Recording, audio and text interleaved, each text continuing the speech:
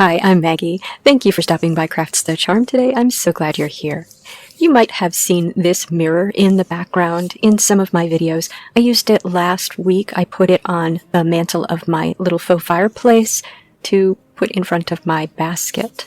And this is a mirror that I got on Facebook Marketplace, and I fixed up a little bit and painted it, and I just love it. It hangs in my hall normally.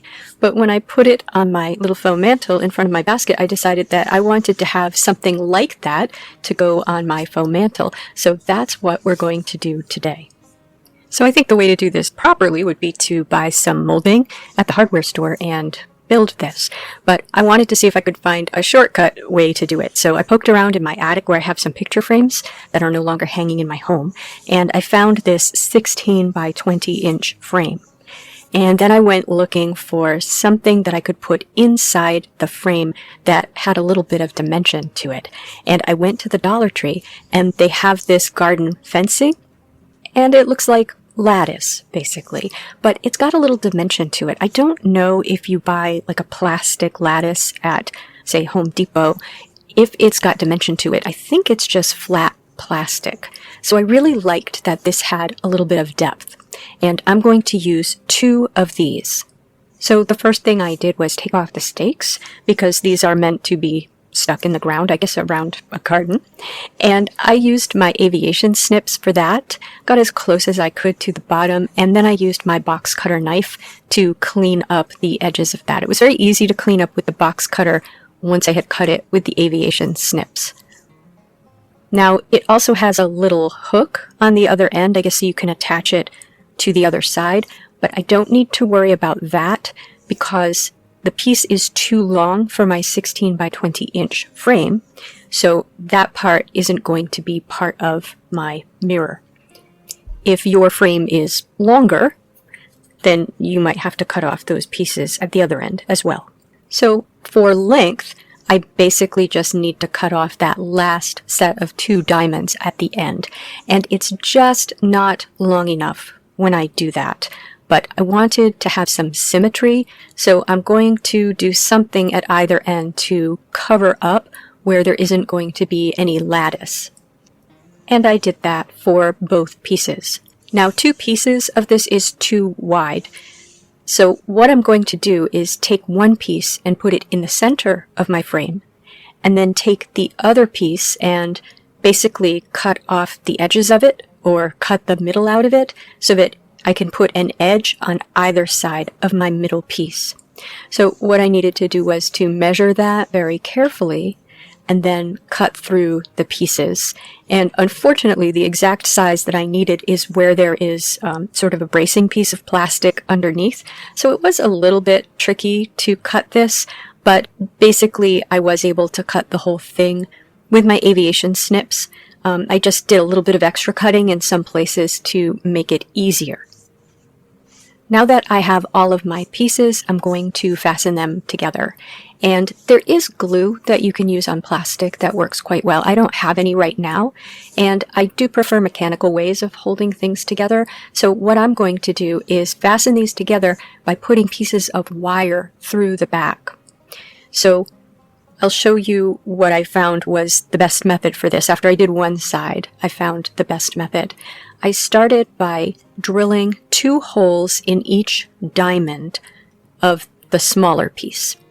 And I just drilled those holes first. And then I laid the pieces together, and I drilled through 2 of the holes and fastened them together just so that it's all held in place and lined up while I drill the rest of the holes. So then I went through and drilled all the rest of the holes and fastened them together. Here's how I fastened them. I'm using a 22 gauge florist wire, and I'm cutting lengths that are about 1.5 inches and sliding them through the 2 holes, and then using needle nose pliers to make a very tight twist in the top of that. So really pulling tightly and twisting, and then once I've got it twisted, twisting some more with the needle nose pliers. And then because this is going to go up against the glass, I'm taking some duct tape, just little pieces, and putting it over the metal so there's no exposed metal on the back to scratch the glass. So you're just going to do that for each of the shorter sides, attaching them to the longer side. Now I decided that what I would do is slide that under the picture frame. So there's a frame, and then there's this molding on top, which actually overlaps toward the center of the picture. So there's a little bit of a lip there. And so what I'm doing is putting this molding under that lip in a way that is not ideal because it's taking up some of the space in the back where the glass and the cardboard go. But in another way, it is good because it means I didn't have to be super precise in how I cut those sides of the lattice.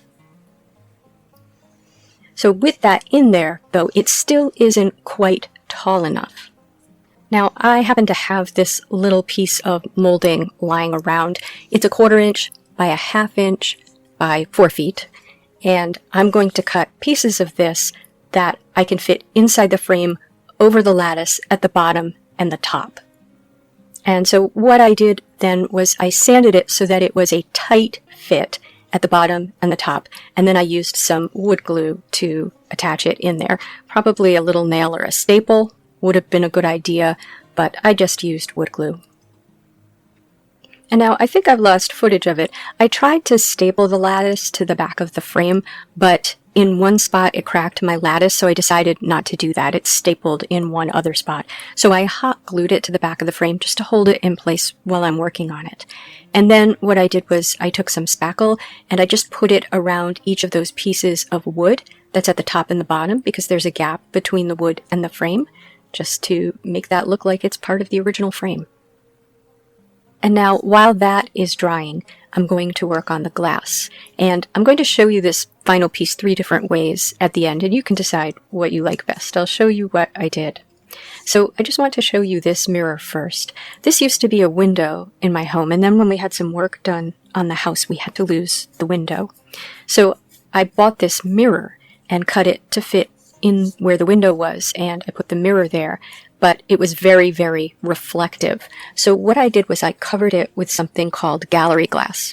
And I have another, the front door of my house has gallery glass on it that I put on over 30 years ago, and it's still there. So I think this is pretty good stuff. But I don't seem to have the bottle of gallery glass anymore that I put on this mirror, even though I did it recently. But gallery glass is made by Plaid, and so is Mod Podge. And gallery glass smells like gloss Mod Podge. So I'm going to use gloss Mod Podge for this, even though if I had gallery glass, that is what I would use. So I know it's a little tricky to see the glass here, but you can see the Mod Podge as I'm applying it. So basically I am just going to cover the entire piece of glass with gloss Mod Podge, and it's just a light coat. You do not need a lot. You don't want it thick because then it'll take a long time to dry. And I'm just doing a little sort of a pattern with it. I'm really just doing swirls. And that's it. I'm just going to cover it with the gloss Mod Podge, do a swirl pattern with my paintbrush, and leave that to dry overnight. Now while the Mod Podge is drying and my frame has dried, I'm going to go back to the frame, and now I'm going to paint it. And I'm going to show you all of the steps that I followed to paint this. When you see the final product, you may feel that you can do these steps in a different order or skip some of them, or maybe you have a favorite way of painting something to look aged. I do think that we need to make this look aged because we have so many different materials here, and especially because one of them is plastic. So I don't think we're going to be able to make this whole thing look like nice new wood. Now the good thing about that lattice is that it does have a wood texture in the plastic, so that's really going to help us. So I'm going to start with this Folk Art Home Decor chalk paint in white Adirondack, and I'm going to paint the entire thing. So the frame, the pieces of wood, the lattice, and especially those cracks where I attached the lattice pieces, and the inner diamonds. I'm using chalk paint because it has good coverage, and because you don't really need to prep surfaces so much before you paint with chalk paint. Okay, now, next morning, my initial coat of paint has dried and my Mod Podge has dried. Here you can see what it looks like. And what I'm going to do is now turn this into a mirror by painting the back of this piece of glass with this Rust-Oleum Mirror Effect silver paint. So it's not regular silver paint. It's this very small can of expensive spray paint called Mirror Effect. And I chose silver. There is a gold one, and I haven't tried that yet, but I'm going to use silver. So I'm just going to take that outside, and I'm going to give it 3 light coats. Now, for the frame, I'm going to age it, and I tried a couple of different paints. I tried Folk Art Home Decor chalk paint in Java, and I tried Apple Barrel Burnt Umber. And I felt like the chalk paint looked better. I just like the Java color better, so that's what I'm going to use. But I'm going to say that maybe you could skip this step, I'm really not sure, and jump all the way to the step where I water this down and paint it over the whole thing. But I'm going to show you all of the steps that I did. So the first thing I did was I dry brushed this over all of the edges of the piece. And so I got just a little bit, I used hardly any paint for this, a tiny little bit on my brush, and brushed it around all of the inside of the diamonds and over the frame and over the wood. And I actually don't think that looks bad, actually, now that I'm looking at it on the camera, but I didn't love it at the time.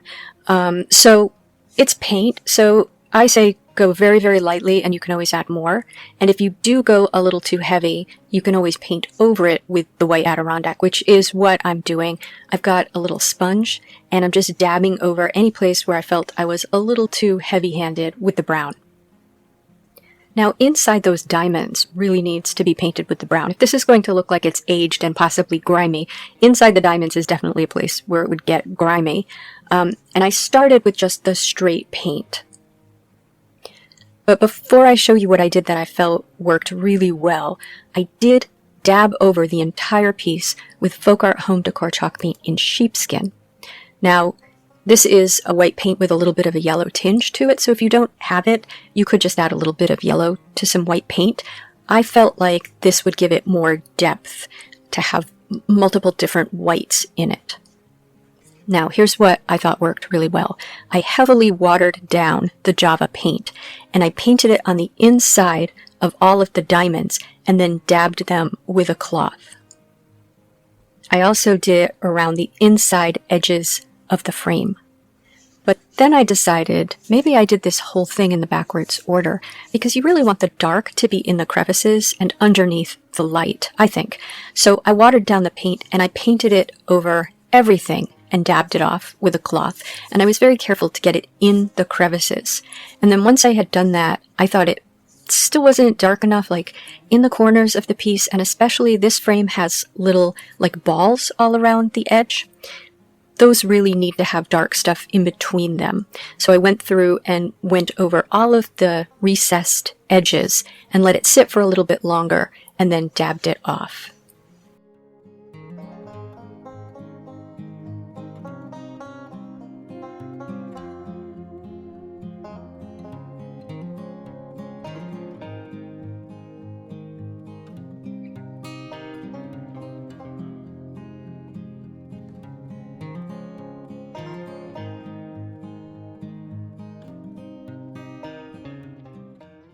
And I'm really happy with the way that looks.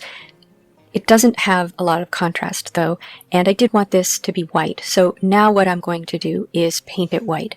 And I started by just dry brushing over it. So I got some of the white Adirondack on my paintbrush and then brushed over the raised edges. And this is, again, I would say just start light. So I did the whole thing very lightly, and then I just kept adding paint until I was happy with the color that I had. Again, you might have a favorite way of creating an aged look, and I would say use whatever you're comfortable with. I was pretty pleased with the final result with this technique. Now, here's my glass piece, and you can see it is reflective.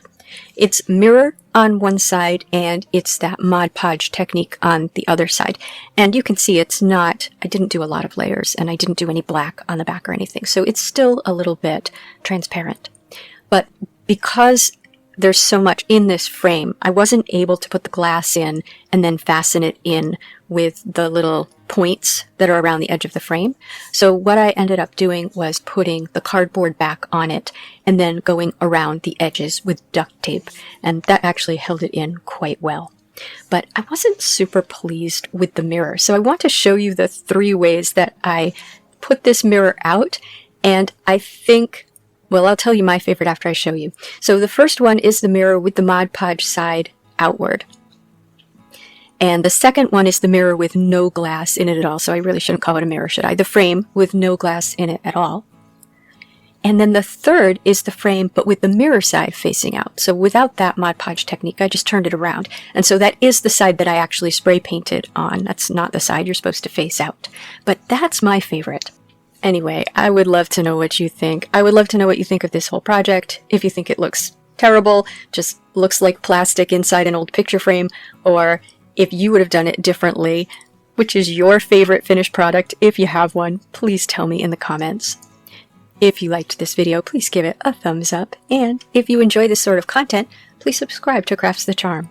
Thank you for spending time with me today. Take care.